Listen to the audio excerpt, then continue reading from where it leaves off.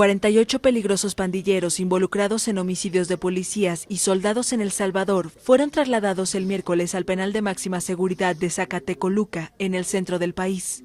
Los reos fueron llevados a esa cárcel con condiciones más severas de detención, luego de que se les consideró responsables de ordenar ataques contra agentes de seguridad desde el interior de un centro presidiario. Según las autoridades, fueron movilizados 38 cabecillas de la banda Mara Salvatrucha MS-13 desde el penal Izalco en el oeste del país. También fueron llevados a Zacatecoluca 10 pandilleros que estaban en celdas de la policía, incluyendo el pastor evangélico Ángel Antonio Deraz, de la pandilla Barrio 18.